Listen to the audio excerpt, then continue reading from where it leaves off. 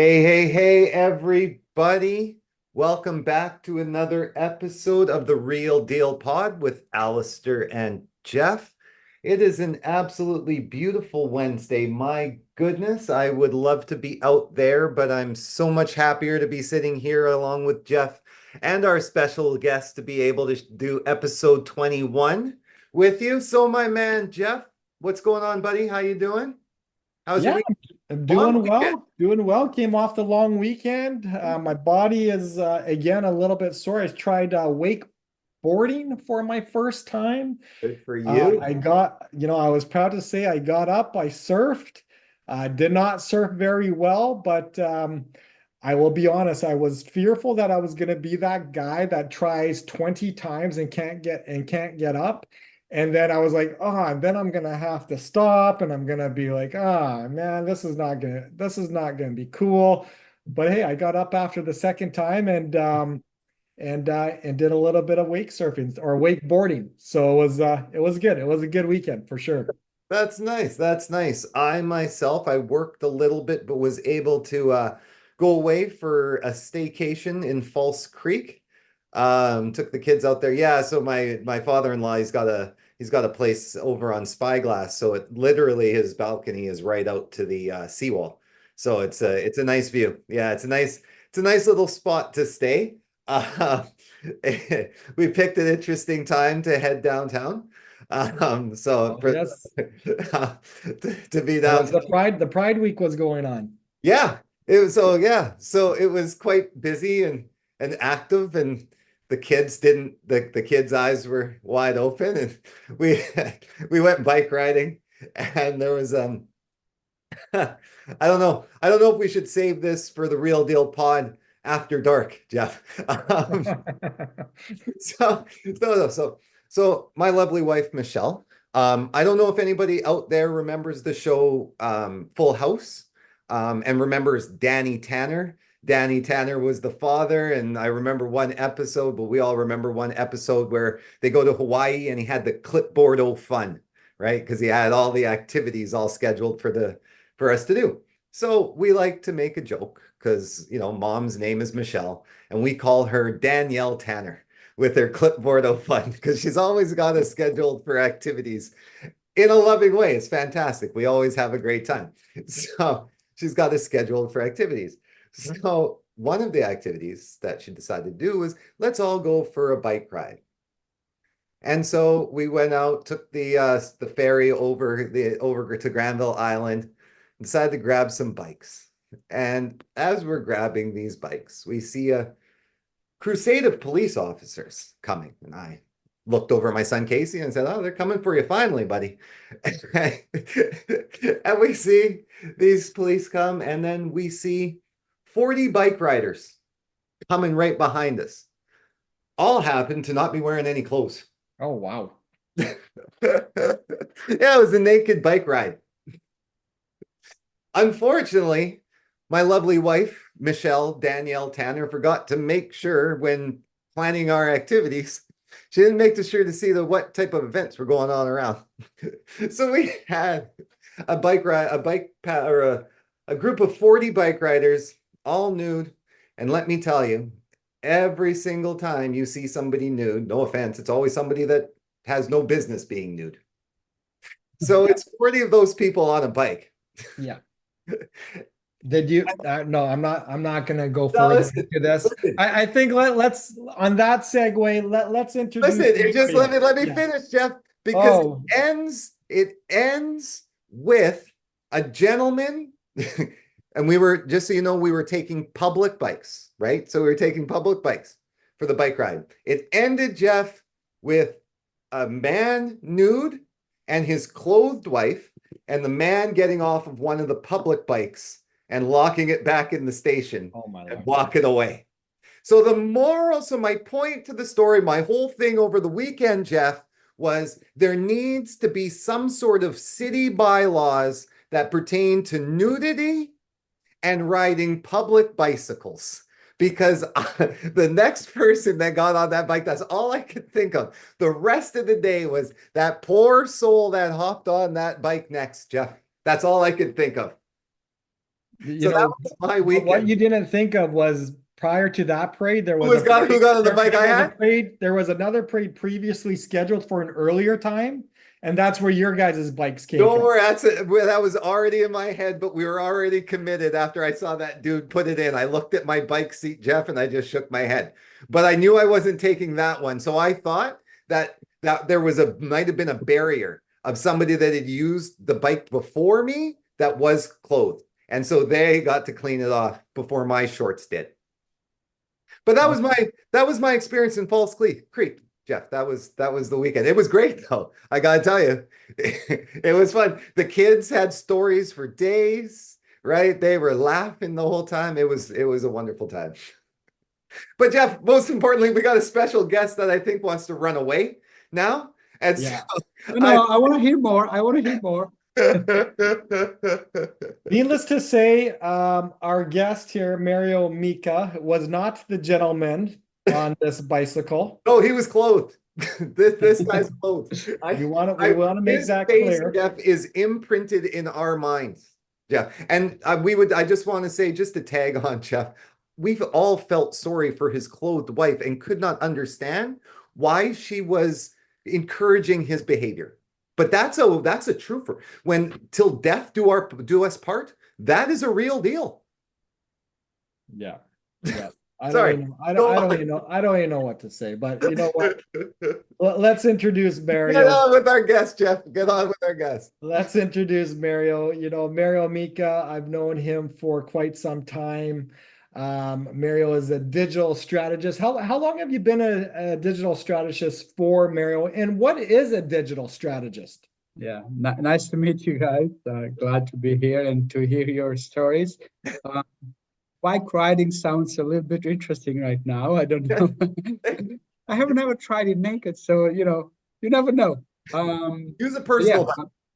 yeah. I mean, because I'm thinking if it goes fast enough and you have no clothes, it's like, why not, right? It sounds interesting, especially now that it's a good weather.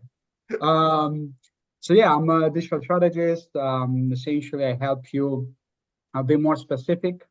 I help you. I make your phone ring, meaning that I help small and medium businesses to increase their leads, but most importantly, to increase their revenue.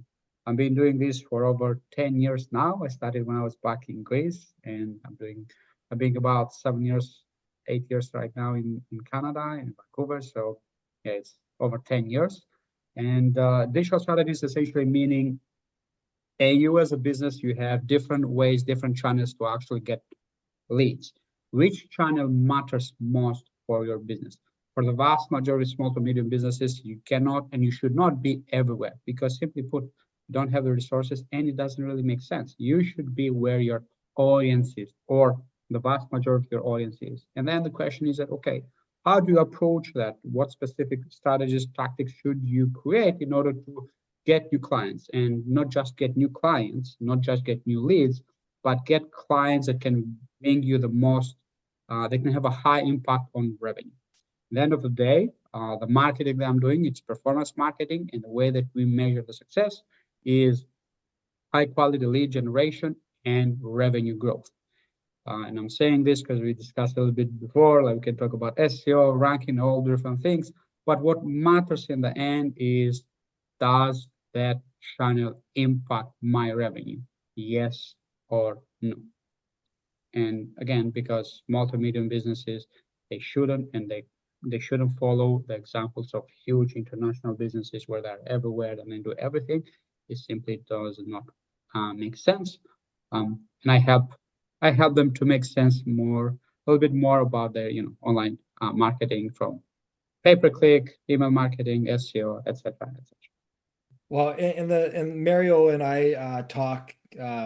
I think we talk quite often, and we always are talk about properties and real estate and financing, and he asked me a lot of questions that I was able to answer. Had a lot of questions on the real estate side, and I said, you know what, I got a good man that's going to be able to answer those for you. But before we get into that, as we can see, Mario has a funky accent going on. So I think it's important to get to know this gentleman a little bit Mario, how many languages do you speak? As our friend Grant says, I speak three and half is English. So I speak four: Albanian, Greek, Italian, and English. And I can have a simple conversation in Spanish. So four.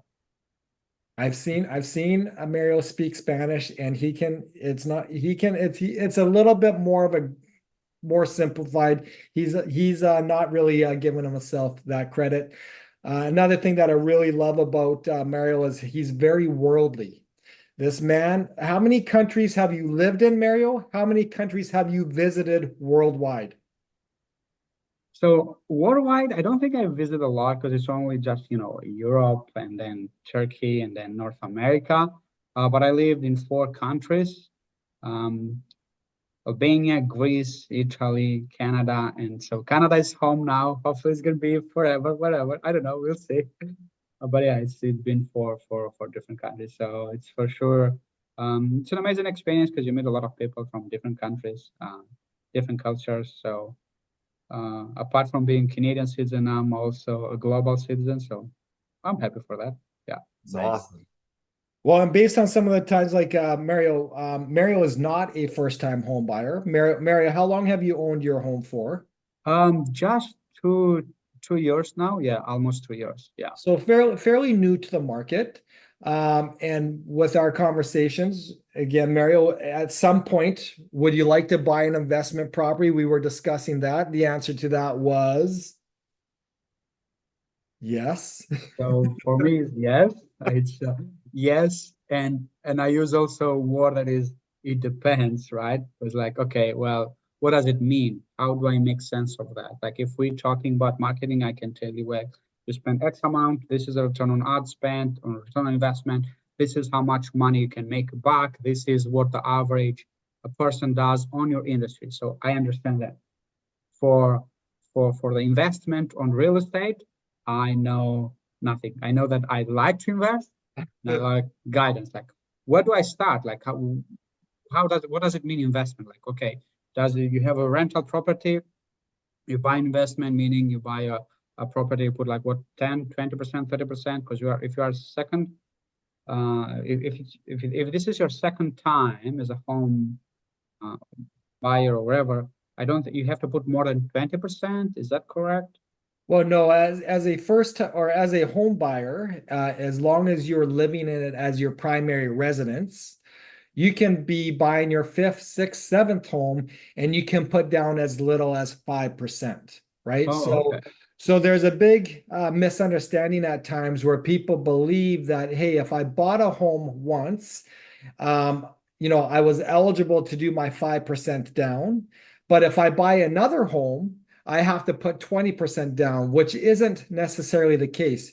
You can buy your second home, third home, fourth home, providing it's your primary residence. You can basically put down as little as 5% down, depending on how you qualify. The only time that you need to put down 20% is when you are buying an investment property. Okay. So let's say for me in this case, I have already a place and I want to buy an investment property. I definitely need to put a 20% down payment. Yes, correct. Okay. So where do I start? Like, do I contact you like, hey, I need to buy a property? How does it all work? I Well, if I think go ahead. I think the first place to start, and Alistair and I have talked about this quite a bit, is that you always want to get your pre-approval done, right? Yes. So once you get your pre-approval done, and typically, that starts with with what we call a discovery call. Within 10 minutes, we have an understanding as far as what you can do to move forward. And then you do the applications and get, the documents. And here's where I say too, is like, if you are doing a pre-approval, Mario, it's so important that the documents are supplied when you're doing the pre-approval, because that just verifies the information that you're putting in it.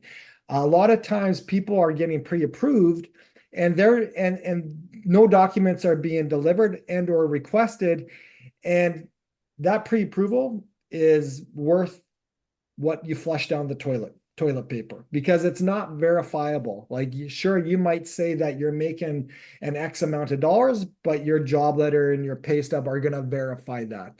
Or if you're self-employed, a lot of times people will ask, well, what do you report for income, or what do you make for income? And they'll say, I do $200,000, but where people get confused, self-employed people, as well, that's your gross business revenues. That's not what you're reporting personally to Revenue Canada, right? But pushing forward to that, your pre-approval is done. This is where we would introduce you to a gentleman like Alistair Carrington. And then basically I'm going to hand this baton off to Alistair on the real estate side. Once the pre-approval is done, your pre-approval letters are written. They've been vetted and verified by the documents that have been supported. We then would hand this off to your realtor. So Alistair? Right. And so thank you for pre-approving, Jeff, because I would start by doing exactly what Jeff said and saying, that's wonderful. Have you spoken to somebody? Then I'd lend them off to a lender just to make sure, because there's no sense in looking at your looking for an investment that you don't know you can afford. Right. So that's where we want to now sit down and begin by defining your investment goals, of course, right? And so you need to understand, are you looking for long-term appreciation, right? Are you looking for rental income? Or are you looking for both? Right? So the biggest piece is defining what your goal actually is, because people kind of look at when they look at buying an investment property, they say, oh, I'm gonna buy this condo and I'm gonna rent it out, right? And yeah, perfect. And I say, how much is what is your goal net at the end of the day, right? They don't really have a number because they haven't calculated into what strata cost is going to be, right? What insurance costs are going to be, what their mortgage cost is going to be, and then what rent they can obtain for that unit. So now, right, you may think, okay, it doesn't make sense to purchase a rental or a rental property for the sake of generating cash flow.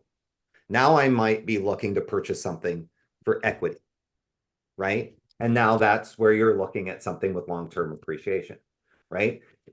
You may be able to find both, right? In this market coming up, this is where we talk to people that if you're truly looking to invest, this is the best time for you to do so. And the reason being is you've got lowering rates. So your cost right now, right, in buying properties are still at some of their lowest levels, right, in terms of their costs. So yes, your mortgage rate may be high.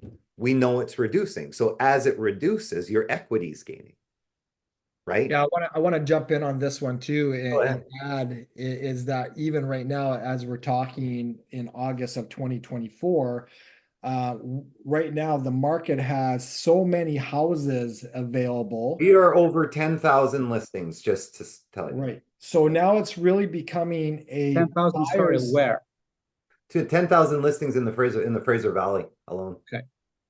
So now it's becoming a real buyer's market where, again, you have the ability to do negotiation. Right. And so we're kind of coming as an investor. There's a lot of regulations and rules that have come in. A lot of people were doing short-term investing with Airbnbs and VRBOs. Obviously with the new regulations that are rolling out, that has put a little bit of a handcuff on that type of investment. But with with the amount of inventory that's on the market, with the possibilities of now being a little bit more in the driver's seat of negotiation, and with lowering rates just on the horizon, there is very good conversation that we can start to have about coming back to that investment market, right, with long-term rentals. Yeah. And I've always said is a true investor, number one, never looks at the rate. A true investor will look at monthly cash flow and future equity position, right? If your decisions are purely based on a rate and you're not looking at monthly cash flow or future equity position, you're not an investor, Exactly. right? So again, to answer your question, Mario, and I believe this was your question, I think, the process again is to get pre-approved, see what that affordability is like, Mhm. see what kind of monthly cash flow that, connect with your realtor to discuss your needs and your wants, determine what those monthly expenses are going to be in relation to property costs, do some simple arithmetic and see if you're going to be cash flowing positive or negative. Um, and then also understand, again, using a fantastic realtor, understanding what that future economic development is going to look like, because that's going to determine the appreciation of your home, right? Mhm. So to summarize, here's how I understand it. I'm like, hey guys, I do have some money on the side. I'm looking to invest, and then you're like, okay, well, let's see what you actually can you get. So we have a discovery call. We got pre-approved from you, Jeff, from a mortgage broker. Once we do that, then we meet a realtor, and then Have the same discovery call. and then and then we're saying, okay, what is your goal? Do you want something that you're going to have a cash flow, or do you want something for long term? Or Now, you when we're saying monthly cash flow, my understanding is that essentially is you have to calculate the rent yeah. minus the startup fees, insurance, and mortgage fees. Is that Yeah. correct? Yep. Okay. Whatever your costs are on the property, right? Whatever Yeah. your costs are to the property. Now, because you could say, I'm going to pay for utilities, right? There's people that will rent out properties and they pay for utilities. Now, I'm not a believer in that. I believe that you should place the utility costs on your renter. But Mhm. if you're gonna take on utility costs, right? Then that's an expense. But then you have to also understand that that's an expense you have a hard time controlling Yeah. because you don't know where their heat's going to be, for example, from month to month, right? So you've Okay. got to take into account all those variables. So when do you make the decision? In the sense that let's say let's be very specific, Yeah. because I like to have like a real Yeah. life example. Let's say I have 100K. I want to invest in a rental property. I got a place that is 500K. I put down what 20%. So now I do have a mortgage. Let's say 2,500 bucks. So I need to ensure that my and that's just the cost of the mortgage. Then I'm going to have insurance plus I'm going to have startup fees. So we're talking about, let's say, 30,000. So if we're saying this only from a cash flow perspective on a monthly basis, then we need a rental property to make more than that. Otherwise, we don't get it. Or is there any chance that you may think, okay, yes, the expenses for now might be a little bit higher, but I'll get it, and And that's where I was saying that again, that's called your long-term appreciation, right? Because we know it's a good idea to take a net or to take a negative on the cash flow because we know in 3 years, let's say, there's a development going on in the future that's going to triple the value of your unit. Doesn't that make sense? yeah. Right? So that's where I'm saying we've got to take a look. It depends on your circumstances because there's some people that will put their money into this and can't afford to go negative, right? They can't afford to go long term. They need it to cash flow positive. So then you have to be very specific in where you're looking and what you're doing, right? If you have and that's where I've always said it's the best ability to be able to do both, right? If you can take something that may be cash flowing negative but you know it's going to have that positive appreciation, why would you not take it? That's crazy to me. Okay. And when it's an To me, investment, the positive appreciation is the best, right? yeah. That's what I'm always looking for. If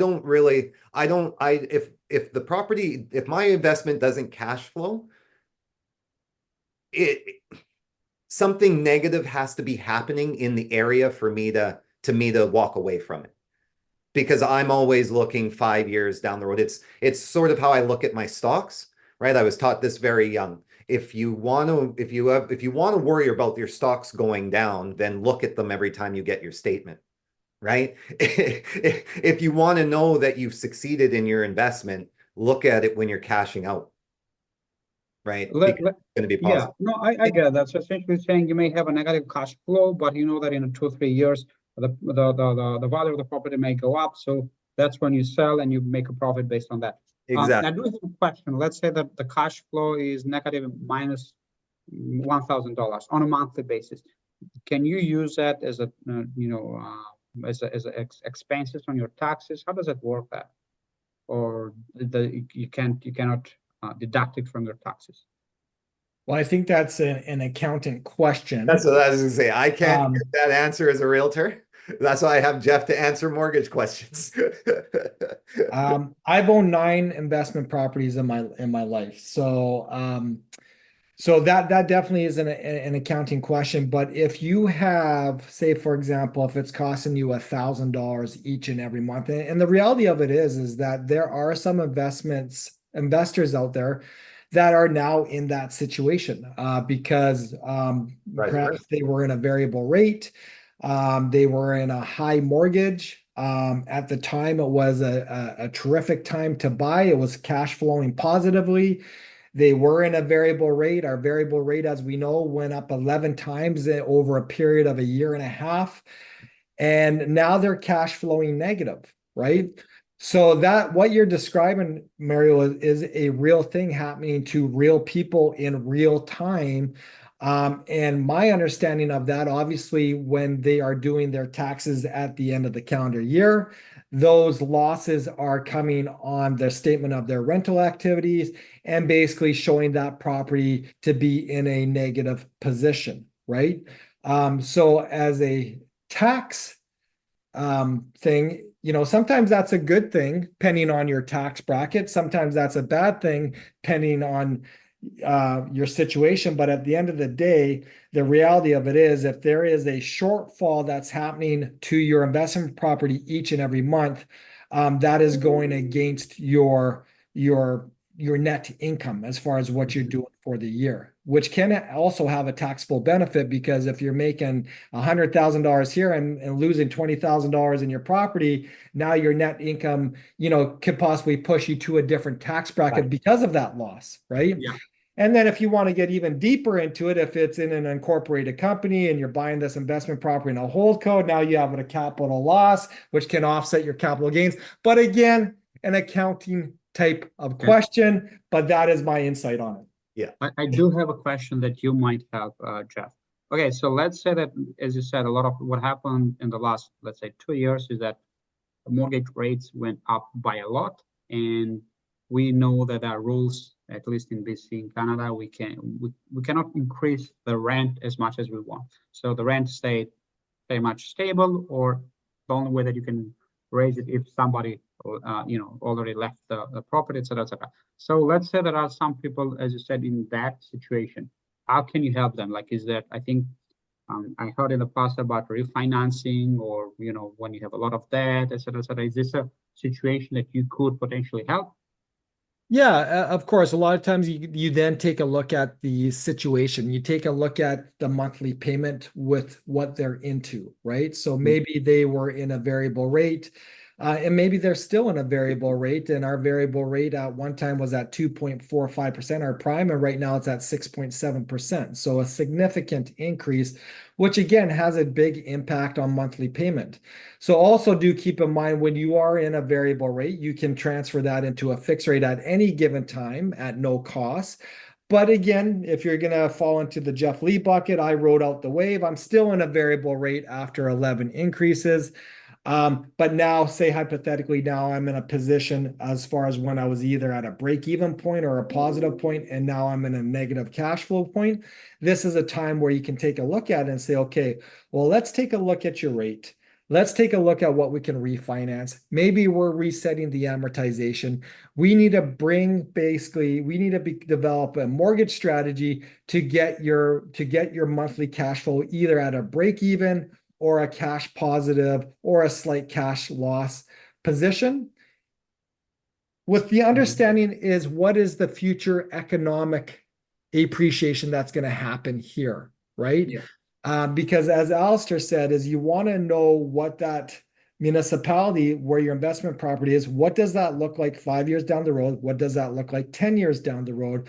Because you never want to basically make an emotional decision because it isn't cash flowing positive, make that emotional decision of selling. And then 5 years down the road, we hear this all the time. Oh, I should have just kept that. I would have been a Putting the $500,000 SkyTrain right richer. down. They're putting the SkyTrain right down the street. My property went up 5 times in value. Right. So again, like to me, I always want to be cash flow positive and a strong future equity position. But that doesn't necessarily happen all the time when we have world events and mortgage rates change, and depending on the type of mortgage that you're into, or now it's renewing, you have to revisit that. And again, goes back to what we discussed all the time on this pod, is having that power team with you, having that mortgage broker where you can take a look at that investment mortgage right now and see how we can restructure it to make that monthly payment into the black versus the red. Taking a look, speaking with a realtor and saying, hey, what is the future economic position here? What is the future economic when you bought it, right? Again, a lot of times we're buying on emotion. It's having a great accountant to say, okay, hey, we are losing money with this property. How are we going to strategize this? Right. So again, having even a mentor, like when you are in investment, when you are starting to get really heavy in purchasing investment properties, to have a mentor that is a real estate investor. Now that can be a friend, that could be education, but again, working off of somebody else's wisdom based on their mistakes is a vital person to have in your power group when you are becoming an investor, right? So again, it's I've always said is buying and selling property is going to be 90% of your net worth by the time that you move into retirement. It's not going to be coming from your employment. So having a strong power team around you when you're making these decisions, so important. Yeah. No, that's awesome. And maybe I'm going to ask Alistair now, because you mentioned amortization, Jeff. There is a new rule or law that there is a 30 years amortization, something like that. Yeah, so let me jump on that one, but because yes. this is, Oh, you mean on the pre-sales though? That is, yeah, that is. But you mean 30-year amortization Yeah, for I don't know the specifics. I just maybe I saw it on your LinkedIn, Jeff, or somewhere there. I'm like, but okay, what does that actually mean? yeah. From yeah. So remember, when you are buying an investment property, number one, you need 20% down, right? As soon as you put 20% down, then you have the option of using the amortizations of up to 30 years. And the idea of using a longer amortization is that it lowers the monthly payment. And yes, more of that money, or more of your monthly payment, is going to go towards the interest versus the principal. But again, it's all about the strategy of monthly cash flow, because also remember, when you are purchasing an investment property, all that interest that you're paying is tax deductible, right? Which again, your accountant is going to explain to you. In regards to first-time home buyers, which is what you saw on my LinkedIn, is as of August 1st, if you are a first-time home buyer buying newly built construction, you can basically be qualified on a 30-year amortization using as little as 5% down, but you have to be living in it. So they're two totally different things.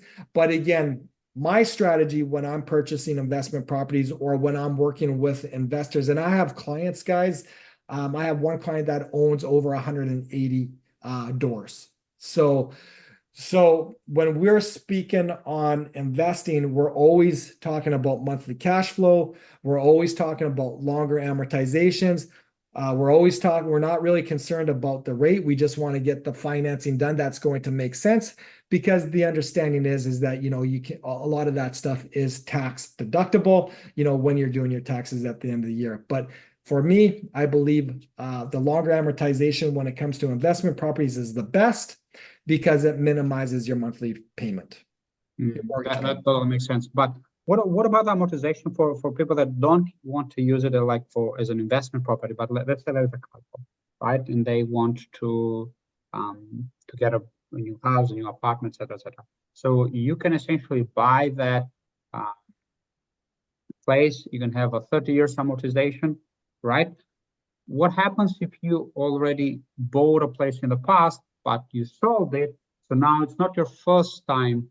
You're not a first-time home buyer, but maybe you are the second. And maybe one of the partners is a second home buyer, but the other one is a first home buyer. So what happens there? So when we're talking amortization, it's important to understand that the only time that you can use a 30-year amortization is when you're putting down 20% on the property that you're purchasing. Oh, So say, for example, if you are buying an investment property or you're putting 20% down on a place that you're going to live in, you do have the option of using an amortization of 30 years. oh, If you are putting down less than 20%, that means you are going to be living in it and or it's a second home, meaning that an immediate family member is going to be living in it with no rental obligation. If you're putting down less than 20%, the longest amortization period you're able to use is 25 years. okay. Now I got it. Okay.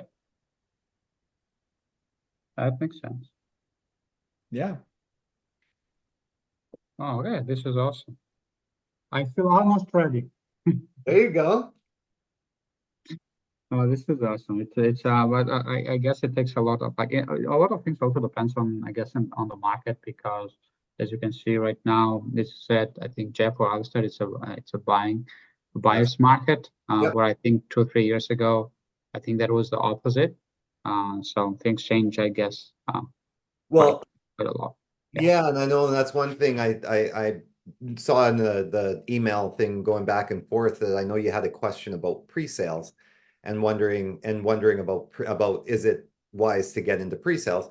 And it can be, right? And I was going to say it can be. I'm not a fan of trying to time the market, right? Mhm. I feel that people that try to time the market lose, right? So, and if you can afford to buy something right now that you can cash flow immediately, right? Why would you wait? Why would you buy something that you have to wait for it to be built before it can start cash flow, right? I can think some reasons. One is that you can buy today with the current, let's say, market rate and Sure. price, but 2 years from now, the price of the property could go up, Or it could go down. or And it could that's go where the down. timing of the market comes in. And that's what I mean. That's where the timing Mm, of the market comes in. So that's where I believe in personally, and that's my own personal thing, is yeah. I believe in controlling my investment. So I know what market value is right now when I'm getting it, and I know if market is changing, positive or negative, I can I can exit or continue with it if I want.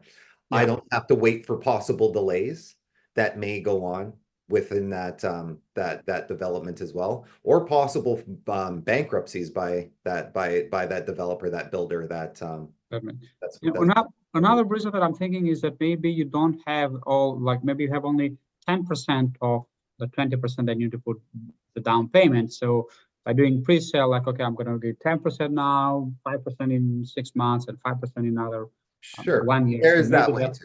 yeah. Yeah.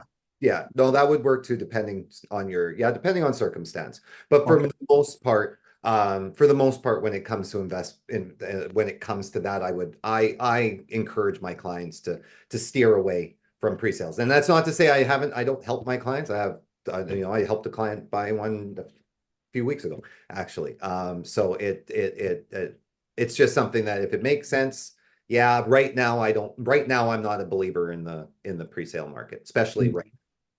I Yeah. think it also comes down to people's strategy, right? And people's Sure too. opinion, because there's a lot of investors out there that will say the quickest growth on your money is investment in pre-sales, Yeah. right? Yeah. And the reason for that is because, to Mario's point, you're putting down could be 5 or 10% on the onset, and then you have a period of time to do it down, to do the remainder later, and then it comes into assignments and everything else like that, right? To go along with that too, it used to be as well that, pre-sales were cheaper Yeah. versus the market normally. Right now, we've been seeing pre-sales 15% higher than the market.